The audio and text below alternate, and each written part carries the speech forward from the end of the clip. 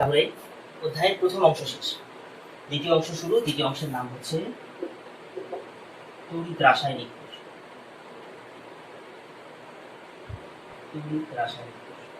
আচ্ছা, প্রথম আর দ্বিতীয় অংশের মাঝে মূল পার্থক্যটা কি? হ্যাঁ, শক্তি কনভার্ট। আমরা প্রথম অংশে কোন শক্তি থেকে কোন শক্তি পাইতাম? তড়িৎ শক্তি থেকে রাসায়নিক শক্তি। পড়াইছি তো, একদম ফার্স্টে পড়াইছি। আমরা তড়িৎ বিশ্লেষক কোষের মাঝে পাইতাম তড়িৎ শক্তি থেকে রাসায়নিক শক্তি। আর এইটুকু অংশে কি পাবো? হ্যাঁ, আমরা কি পাবো? রাসায়নিক শক্তি থেকে। রাসায়নিক শক্তি থেকে তড়িৎ। এবং এটাই আসলে বেশি ইম্পর্টেন্ট আমাদের জন্য। রাসায়নিক শক্তি চাইতে কি তড়িৎ শক্তিটা অবভিয়াসলি বেশি ইম্পর্টেন্ট। তো এই এখন কি হচ্ছে, কারেন্ট দিয়ে শক্তি আমাদের পুরো জগৎটা এখন টেকনোলজির উপর চলতেছে এবং মূল ব্যাপারটা হচ্ছে কারেন্ট। এছাড়া সব কিছু আছে। আচ্ছা, রাসায়নিক শক্তি থেকে তড়িৎ শক্তি আছে, এই ব্যাপারটা এত ইজিলি আসে। রাসায়নিক শক্তি থেকে তড়িৎ শক্তি, তুমি ব্যাপারটা বুঝতেছো কি? তোমার কিছু করা লাগবে না, তুমি কিছু রাসায়নিক পদার্থ এক জায়গায় জড়ো করবা, কিছু একটা এর মাঝে কিছু একটা করবা, কিছু একটা করি তড়িৎ। এখন কি হচ্ছে? তড়িৎ শক্তি। এই কিছু একটা ব্যাপারটা কি, এটা কি হচ্ছে? ইজিলি আসে, এক্সপেরিমেন্ট করে করে ধাপে ধাপে আসছে। তো চলো আমি সেভাবেই করো, এক্সপেরিমেন্ট করে যেভাবে ধাপে ধাপে আসছে সেভাবেই করো। তোমরা জানো যে আমি হচ্ছে তোমরা তো জানোই, যারা লাইভ ক্লাস করতেছে তারা তো জানো, যারা ইউটিউবে ক্লাস করে এদের জন্য করছি। আমি আসলে বলতে গেলে একটু বিস্তারিত পড়াই, ধাপে ধাপেই পড়াই সব কিছু, যেটা জানা আসছে। আচ্ছা চলো তাহলে শুরু করি। প্রথম কথা হচ্ছে, একদম প্রথমে আমাদের কিছু এক্সপেরিমেন্ট ছিল, মানে এক্সপেরিমেন্ট করে করে মানুষের রেজাল্ট গুলো পাইছে। তার মাঝে একটা রেজাল্ট ছিল এরকম, একটা রেজাল্ট ছিল এরকম যে কোনো একটা দ্রবণ নিছো, তুমি লবণের দ্রবণ, যে কোনো একটা লবণের দ্রবণ নিছো, র্যান্ডমলি যে কোনো একটা লবণের দ্রবণ নিছো, এর মাঝে র্যান্ডমলি কোনো একটা ধাতব পাত ডুবাই নিছো, ধাতুর কোনো একটা খণ্ড, র্যান্ডম কোনো একটা লবণের মাঝে র্যান্ডম। তো এরকম তো হইতেই পারে। তাহলে তোমার মন কি বলে যে এখানে কোনো রাসায়নিক বিক্রিয়া হওয়ার কথা হইতেও পারে, নাও পারে। বাট দেখা গেল যে মানে কিছু ফিক্সড ধাতব পাতের ক্ষেত্রে কি হয়, এই ধাতব পাতটা আস্তে আস্তে চিকন হওয়া শুরু করে। যেমন এরকম একটা এক্সাম্পল হচ্ছে, তুমি যদি এখানে লবণ হিসেবে নাও কপার সালফেট, আর যদি ধাতব দণ্ড হিসেবে জিঙ্ক নাও, তখন কি হয় জানো? এই জিঙ্কের কিছুক্ষণ পরে এই যে এই জিঙ্কের মানে দণ্ডটা আস্তে আস্তে কি হয়, পাতলা হওয়া শুরু করে। জিঙ্কের দণ্ডটা আস্তে আস্তে পাতলা হওয়া শুরু করে। আচ্ছা, এখানে আমি কয়েকটা হচ্ছে অবজারভেশন বলি। এক নম্বর হচ্ছে জিঙ্কের দণ্ড পাতলা হয়,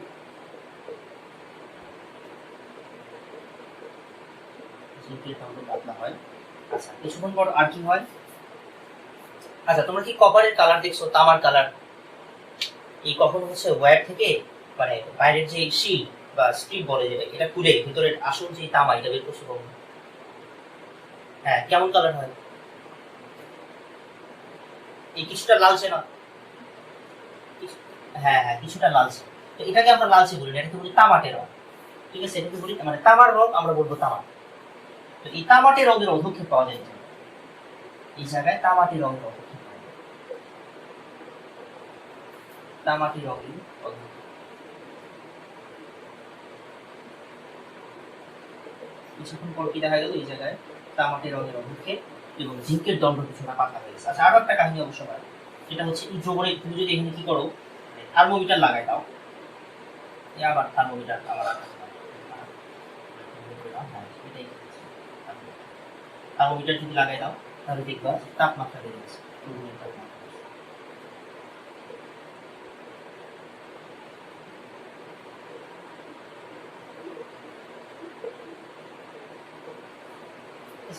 এবং এই জিনিসটা শুধু একটা ক্ষেত্রে হয় না, যেমন কপার আর জিঙ্কের ক্ষেত্রে এটা হয়েছে, আর অনেক ক্ষেত্রে এটা হয়, আর অনেক ক্ষেত্রেই এটা। তো কোন কোন ক্ষেত্রে সেটা বলতেছি, আগে দেখি মানটা।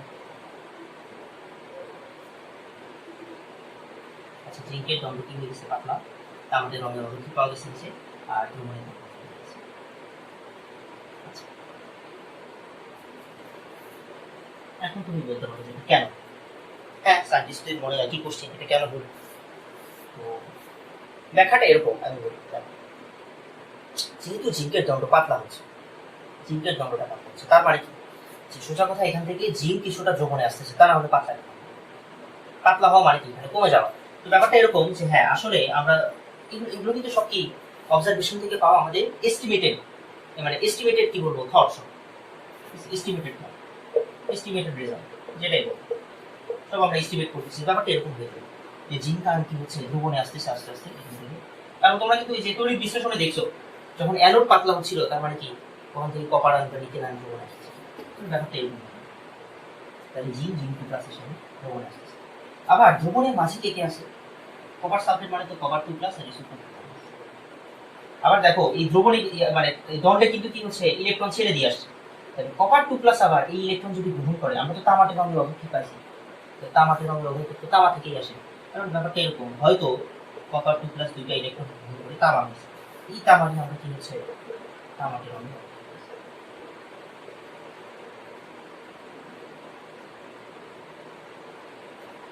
ঠিক আছে, তাহলে এরকম হতে পারে।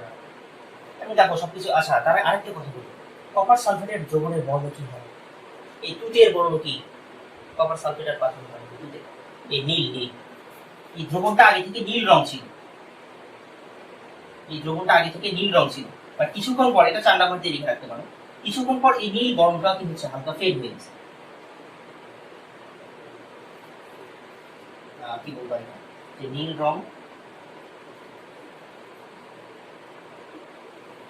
এই ফেড না, নীল রং ফেড হয়েছে। ঠিক আছে, নীল রং কিছুটা কমে গেছে, নীল রং কি হয়ে গেছে হালকা হয়ে গেছে, ফেড না হলে হালকা হওয়া লিখতে পারো যেটা। আচ্ছা, তার মানে কি কপার সালফেট কমে যাচ্ছে, এই যে দেখো এটার সাথে মিলছে কিন্তু কপার আয়ন যদি এখানে ইলেকট্রন গ্রহণ করে তাহলে কপার সালফেট আস্তে আস্তে কমে গেছে, এই যে জন্য নীল রঙের সাথে মিলে গেছে। তার মানে ব্যাখ্যাটা আসলে এটাই, এখন সবগুলো এক্সপেরিমেন্টাল রেজাল্টের সাথে মিলে যায়। আচ্ছা, তাহলে জিঙ্ক আয়ন দ্রবণে আসতেছে আর কপার আয়ন কি হচ্ছে অধিক্ষেপ করছে। তাহলে দেখো দুইটা জিনিস, একটা ইলেকট্রন ছাড়তেছে একটা গ্রহণ করছে, তার মধ্যে উপরেরটা হচ্ছে চারণ বিক্রিয়া আর নিচেরটা হচ্ছে বিজারণ বিক্রিয়া। ইলেকট্রন ছাড়না গ্রহণ।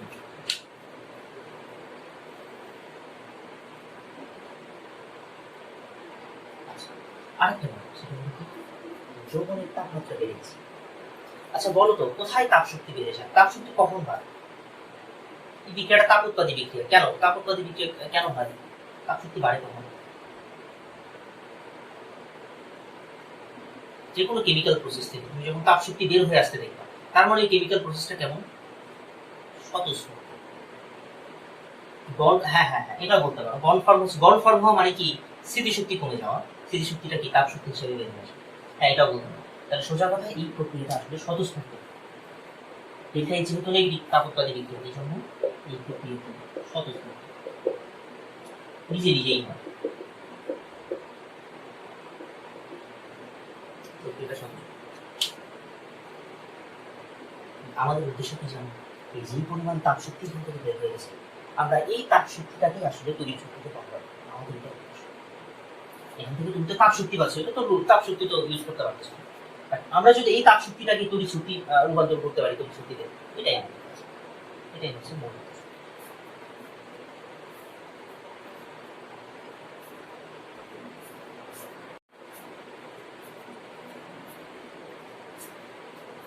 আচ্ছা, তাহলে এবার একটা কোশ্চেন হচ্ছে, আচ্ছা কেন কপার সালফেটের মাঝে জিঙ্কের দণ্ড নেওয়ার ফলে এটা?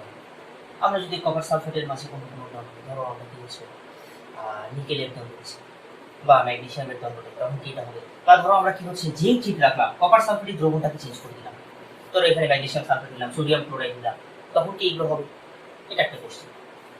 তাহলে কোশ্চেনটা আপাতত কি, যে আমরা যদি দ্রবণ আর দণ্ড চেঞ্জ করি তখন এটা হয় কি? যেমন তোমাকে একটা এক্সাম্পল দিই,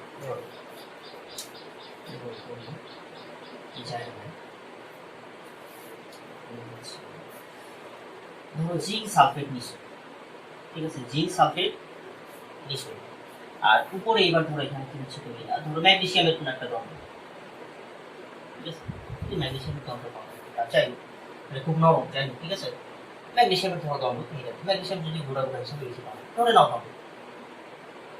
আচ্ছা তখন কি এটা হবে? আচ্ছা হ্যাঁ, তখনও এটা হয়। ম্যাগনেসিয়াম কি হচ্ছে দ্রবণে ম্যাগনেসিয়াম আয়ন হিসাবে আসে, এই জায়গায় কি হচ্ছে ম্যাগনেসিয়াম আয়ন হিসাবে আসে, আর এখানে যে ইলেকট্রন সেটা জিঙ্ক আয়ন দিয়ে এই ইলেকট্রন গ্রহণ করে। তখন এইগুলো হবে, তখন এটা হবে। আচ্ছা তাহলে কথা হচ্ছে কখন হবে কখন হবে না। যেমন তখন তুমি যদি এখানে জিঙ্ক সালফেটের দ্রব্য নিষ্কান্তির আগে ধরো আমরা কি হচ্ছে, হ্যাঁ এখানে দিছি কপার, এখানে দিছি জিঙ্ক সালফেট, তখন আবার এটা হয় না।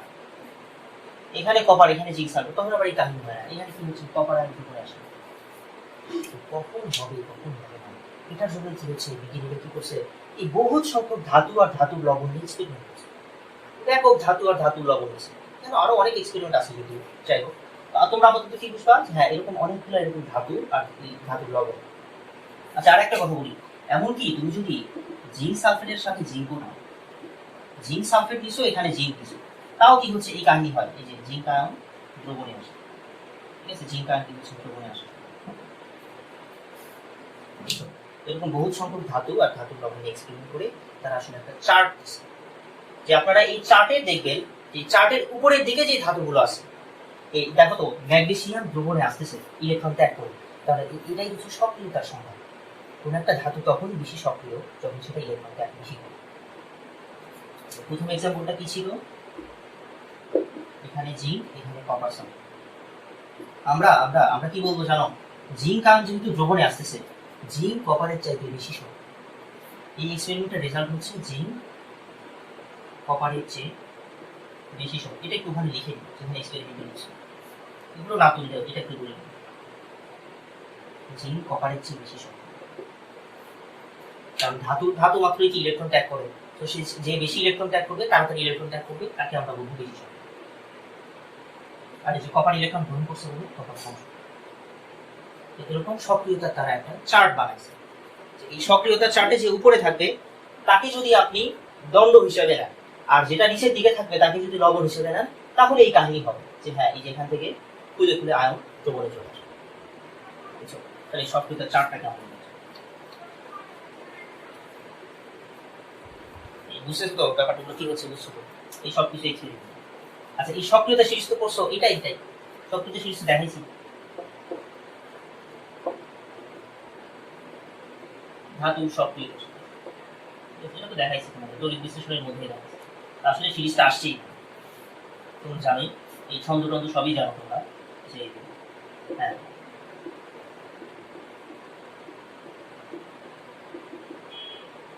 আচ্ছা একটু বিষয় দিলাম।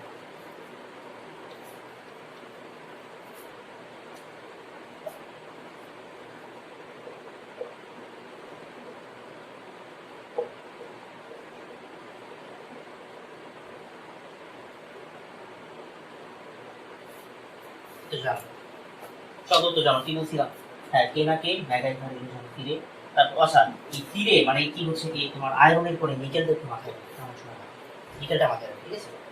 আচ্ছা তারপরে কি হচ্ছে, সোনা পেদো হয় কোথাকার হাজিয়েছে পিটা, পিটা পিঠে সব সূত্রতে জানো।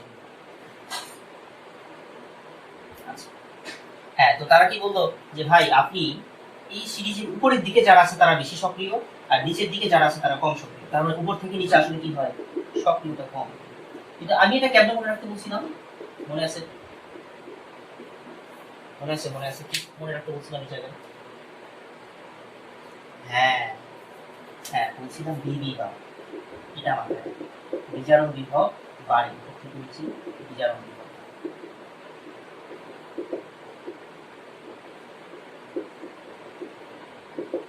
একই কথা, আসলে এটা আসলে একই কথা।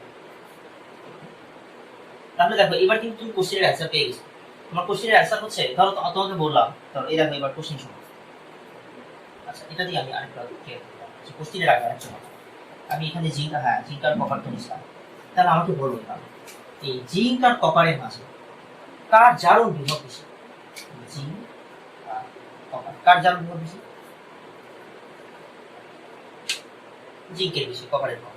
হ্যাঁ তাহলে যেটার জারণ বিভব বেশি সেটাকে যদি দণ্ড হিসেবে নাও, আর যেটার জারণ বিভব কম সেটাকে যদি তুমি লবণ হিসেবে নাও, তখনই কি হচ্ছে, এই দণ্ডটা আস্তে আস্তে ক্ষয়প্রাপ্ত হয়। তাহলে তোমাকে এবার কোশ্চেন দিল, দেখো তো এরকম কোশ্চেন দিল, যে ধরো এরকম কোশ্চেন দিল আমাদের সিলভার নাইট্রেটের দ্রবণ, সিলভার নাইট্রেটের দ্রবণকে ধরো অ্যালুমিনিয়ামের চামচ, অ্যালুমিনিয়ামের চামচ যদি ধরো তুমি পাইছো, অ্যালুমিনিয়ামের চামচ দিয়ে নাড়ানো যাবে,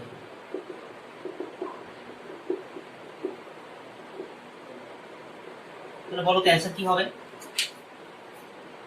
এই চামচ নাড়ানো যাবে না কেন আমি বলি, এই তুমি কি করতেছো, চামচ দিয়ে দ্রবণ নাড়তেছো, নাড়তে নাড়তে কি হচ্ছে, তুমি উঠাই দেখো চামচ আছে, এই চামচ দিয়ে কি নাড়ানো যাবে? এই নাড়তে নাড়তে উঠাই দেখা লাগবে কি চামচ চামচই আছে। তাহলে সোজা কথা চামচ ক্ষয় হওয়া যাবে না, যদি চামচ ক্ষয় হয়ে যায় তাহলে নাড়ানো যাবে। ঠিক আছে, তাহলে অ্যান্সার দাও দেখি। হ্যাঁ হ্যাঁ, এই অ্যান্সার হচ্ছে কি যাবে না তো, কারণ কি হচ্ছে, হ্যাঁ এই যে ব্যাপারটা এরকম যে এই জায়গায় সিলভার নাইট্রেটের দ্রবণ আছে আর এই জায়গায় কি হচ্ছে অ্যালুমিনিয়াম আছে। তাহলে যদি এই বিক্রিয়াটা হয় কি হচ্ছে আমাদের, হ্যাঁ এটা যার বেশি এটা কম, তাহলে এই কি হচ্ছে দ্রবণে চলে আসবে, অ্যালুমিনিয়াম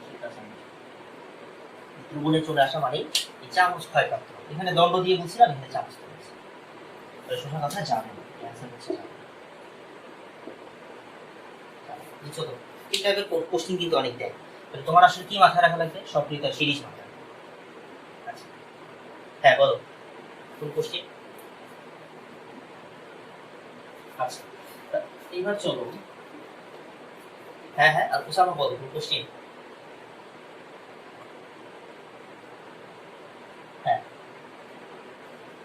ও আচ্ছা আচ্ছা, এই তুমি কি হচ্ছে সিলভার নাইট্রেট কিছু এই জায়গায় দ্রবণ আর অ্যালুমিনিয়ামের চামিচ নিচ্ছ তাই তো, অ্যালুমিনিয়ামের চামিচ। তো এই যে আমাদের কি হচ্ছে এটার মতোই না, এই যে কি ছিল জিঙ্কের জারণ প্রভাব বেশি কপারের কম, এখানে দেখো অ্যালুমিনিয়াম আর সিলভার, এই যে অ্যালুমিনিয়াম এই যে সিলভার, অ্যালুমিনিয়ামের জারণ প্রভাব বেশি সিলভারের কম। তার মানে কি হচ্ছে এখানে যে কাহিনী হচ্ছে এখানেও হবে, অ্যালুমিনিয়াম 3+ দ্রবণে আসা শুরু করবে, এই চামচ তো ক্ষয়প্রাপ্ত হবে, এই জন্য রাখা দাঁড়ানো যাবে। আচ্ছা এবার আরো একটা কথা, ধরো এরকম অনেক সময় কোশ্চিন দেয়। আচ্ছা ধরো এই টাইপের অনেক সময় কোশ্চিন দেয় যে এই চামচ দিয়ে তো দেয়, তাছাড়াও ধরো পাত্র দিয়েও দেয়। ধরো এরকম বললো যে জিঙ্কের পাত্রে, জিঙ্কের পাত্রে এটা বেশি দেয়, এই টাইপের কোশ্চিনটা বেশি দেয়, জিঙ্কের পাত্রে কপার সালফেট রাখা যাবে না, জিঙ্কের পাত্রে কপার সালফেট রাখা যাবে না। আচ্ছা এতক্ষণ ধরে আমরা যে এক্সপেরিমেন্ট গুলো করতেছিলাম এখানে পাত্র কিন্তু মানে তোমার অপরিবাহী পদার্থ ছিল, ধরো এটা কাঁচ, ঠিক আছে পাত্র কি ছিল ধরে নাও কাঁচের, এবার এই পাত্রটা কিসে, জিঙ্কের পাত্র, সেখানে আছে কপার সালফেট। তার মানে ব্যাপারটা আসলে একই না, এর আগে পাত্রটা ছিল কাঁচের আর জিঙ্কের দণ্ড ছিল, আর এবার পাত্রটাই কি, হ্যাঁ এই মোটা ধরো মোটা সোটা কোনো একটা পাত্র, পাত্রটাই হচ্ছে জিঙ্কের, তার মানে একই কাজ না, জিঙ্কের দণ্ড হোক জিঙ্কের পাত্র হোক জিঙ্ক। তার মানে এই জায়গাতে কি হবে, জিঙ্ক আয়ন হিসেবে দ্রবণে আসা শুরু করবে। আগে দণ্ড ক্ষয় হচ্ছিল, এখন কে ক্ষয় হবে, পাত্র ক্ষয়, পাত্র ক্ষয় হয়ে যাবে। তাহলে বলো রাখা যাবে, ক্ষয় হয়ে গেলে এই পাত্র ধরে একসময় কানা হয়ে গেছে, কি হয়েছে, হ্যাঁ এদিকে কি সব কপার সালফেট পড়ে যাবে, তোমার সব শেষ। বহুত কষ্ট করে কপার সালফেট জমা ছিল তখন, হ্যাঁ কি হচ্ছে আমি যদি একটু এক্সপেরিমেন্ট করবো, কিন্তু কি হচ্ছে পাত্রে জিঙ্কের পাত্রে রেখে দিচ্ছি, একদিন পরে এসে দেখো পাত্র নাই তোমার কপার সালফেট, সোজা কথা রাখা যাবে।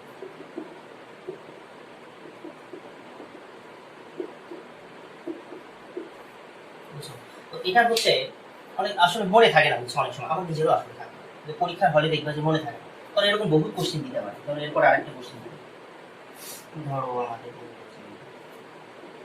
ম্যাগনেসিয়ামের পাত্র তো হয় না, ধরো আমাদের বললো হ্যাঁ কপারের পাত্র, কপারের পাত্রে আয়রন মানে ফেরাস সালফেট, হ্যাঁ কি দিচ্ছে তুমি বলো।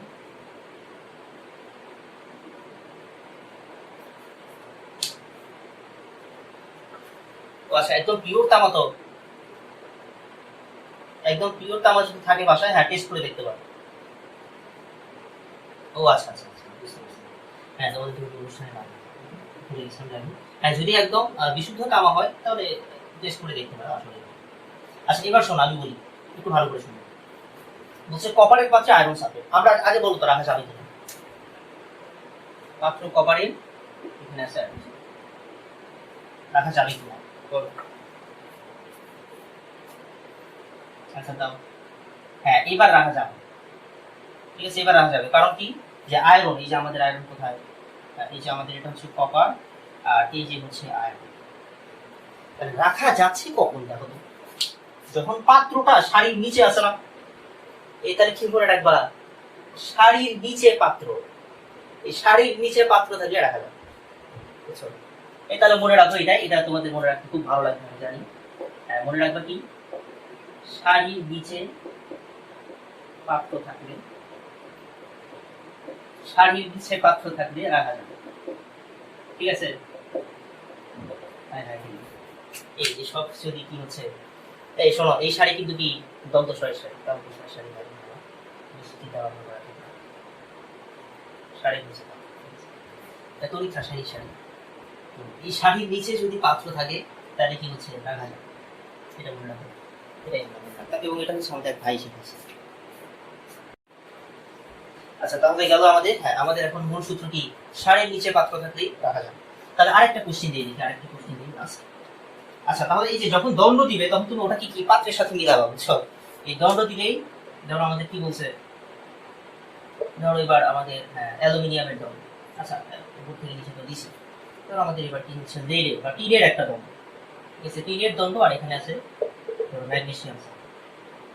তাহলে বলো যে আমাদের এই দণ্ডের কি অবস্থা হবে, বা এটা যদি বলে চামচ, যে এই যে ম্যাগনেসিয়াম সালফেট দ্রবণ টিনের চামচ দিয়ে নাড়ানো যাবে, তুমি মনে মনে ভাববা যে টিন আসলে এখানে পাত্র, ঠিক আছে? টিনের মনে করে একই কোশ্চেন, যে টিনের পাত্রে ম্যাগনেসিয়াম সালফেট রাখা যাবে কিনা, এটা একই কোশ্চেন।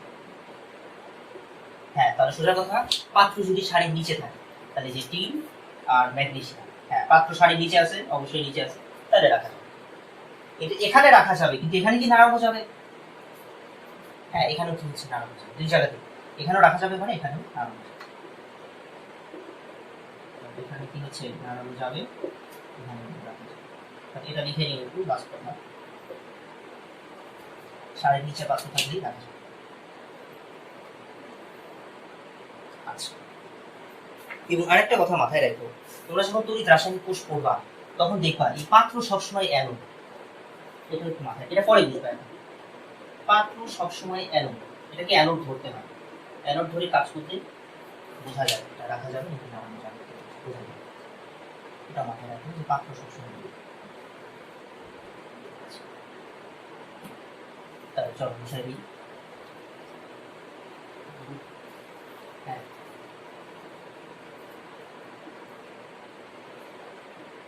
হ্যাঁ হ্যাঁ, আচ্ছা ঠিক আছে,